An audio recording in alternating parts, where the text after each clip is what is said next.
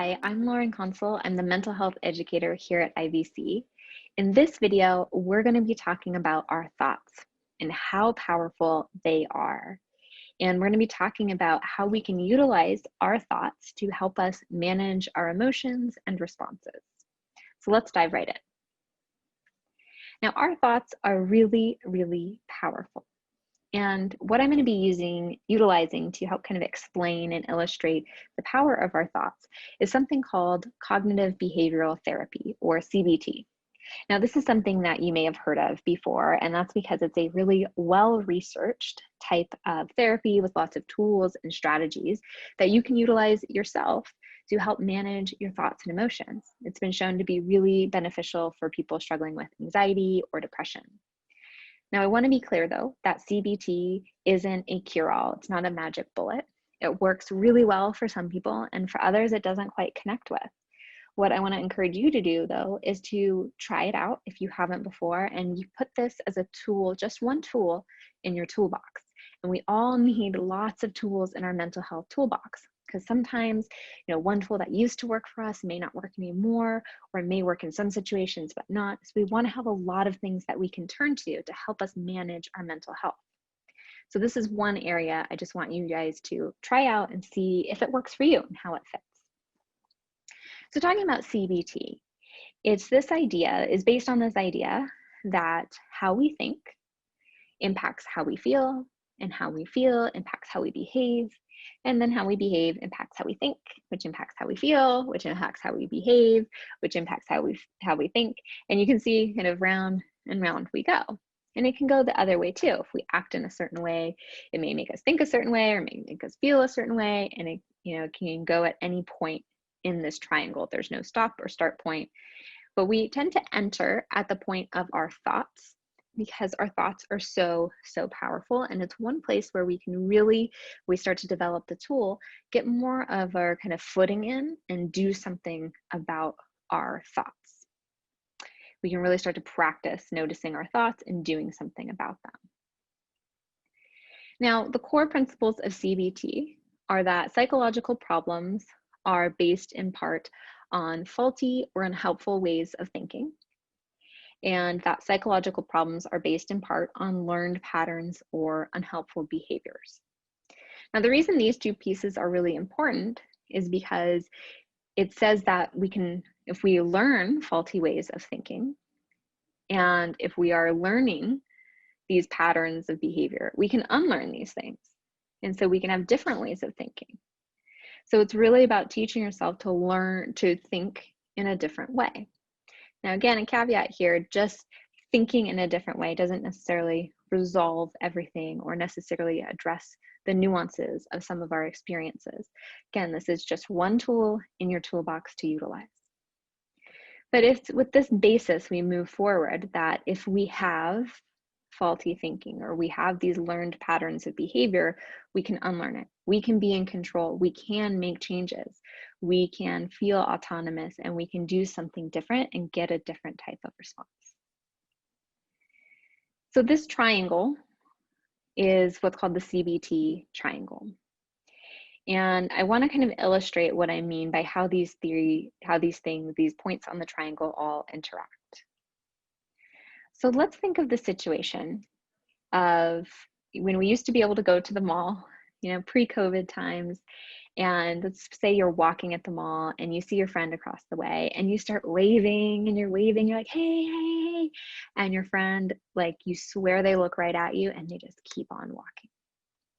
Okay, so this is the situation that happens.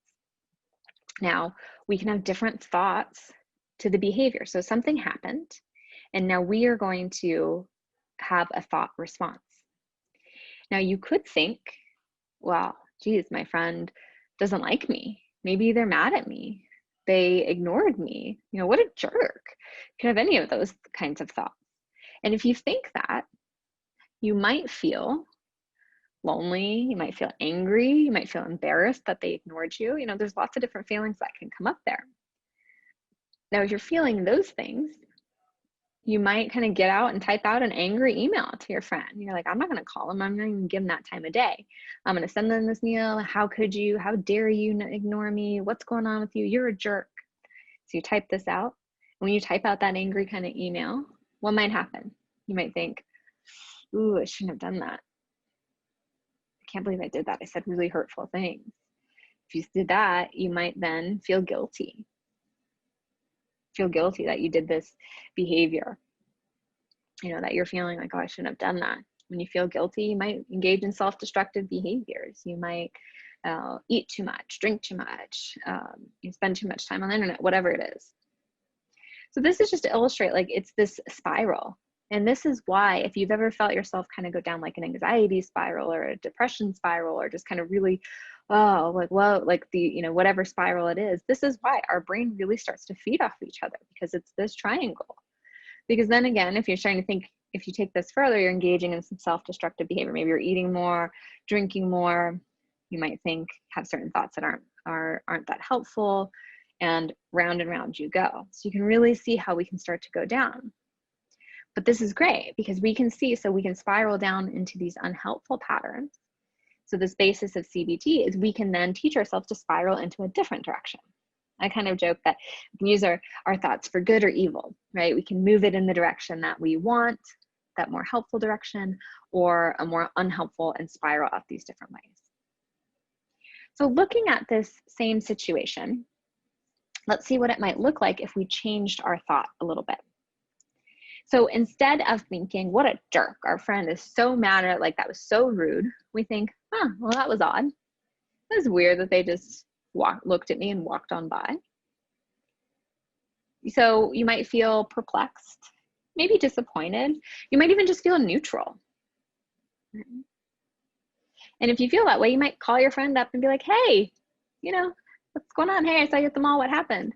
Or maybe you don't do anything. Maybe you just like let it go and it's not a big deal. And next time you see them, you move on. So you can see how just the small shift in our thought can have a very different outcome. And that's what we really want to look at. So I really want to kind of drive this home, and I want to really focus on our thoughts and spend some time looking at our thoughts.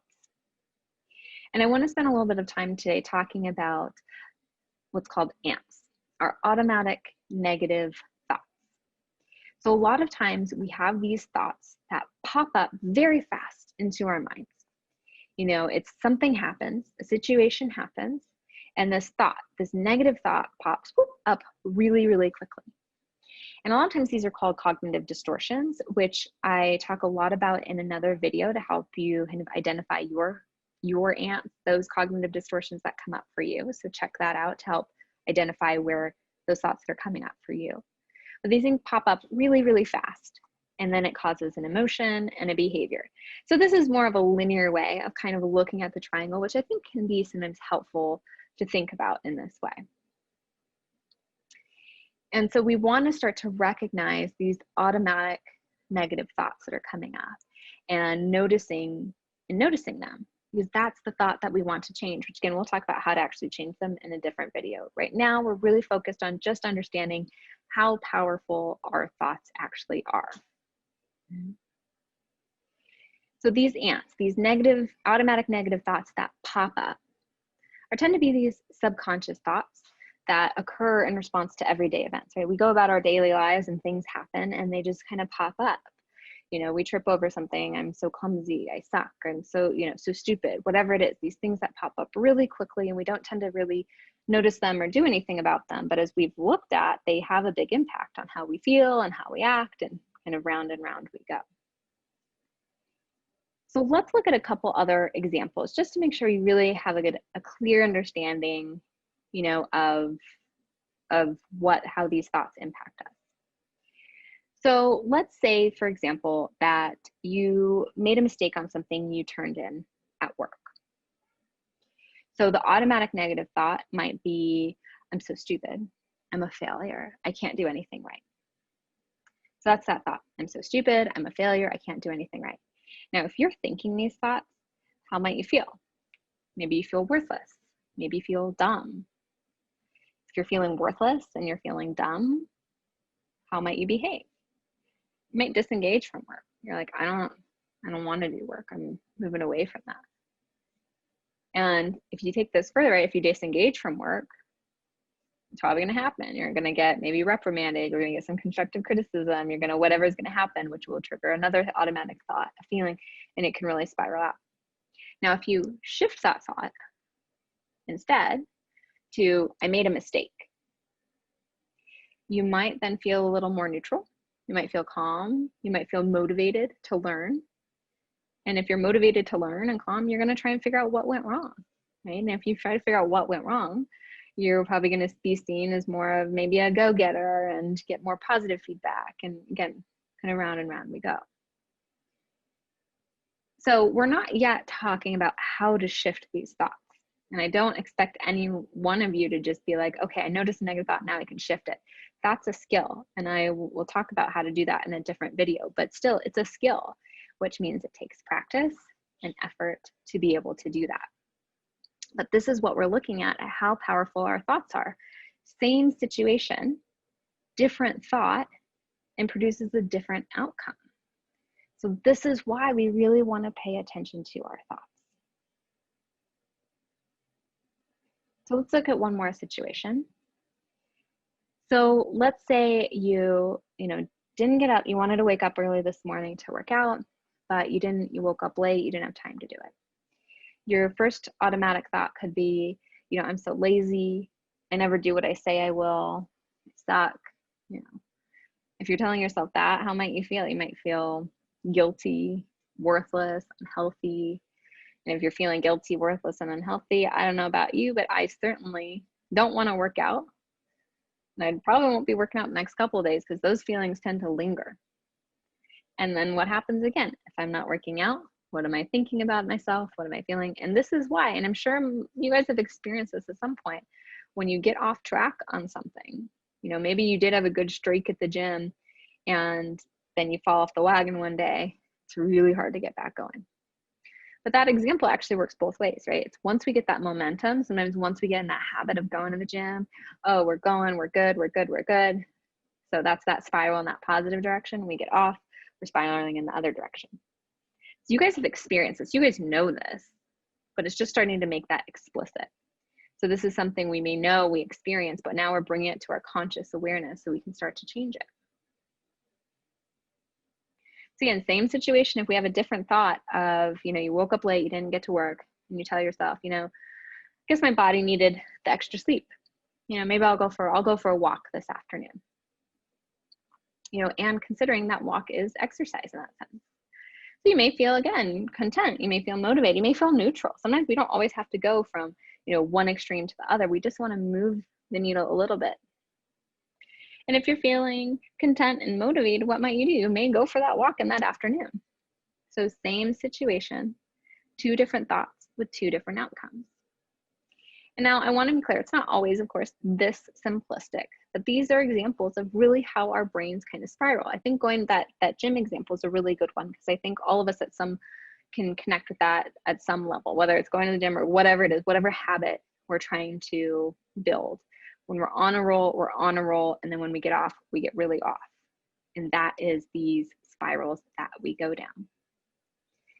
So what I really hope what you take away from this video is just starting to realize how powerful our thoughts are, and that learning to shift our thoughts, which is learning, it is a skill, can have a big impact on how you feel and how you act. And so this is, again, one tool to put in your toolbox. So we'll talk in a different video about the cognitive distortions that you have. So noticing these negative thoughts that are popping up and what kind of categories they fall into so you can notice them a little bit more easily. We're also going to talk about how to actually make these shifts in thoughts, because it's not as easy as it's just kind of putting it down on paper of, okay, here's one thought, here's another. So we'll actually talk about how to do that.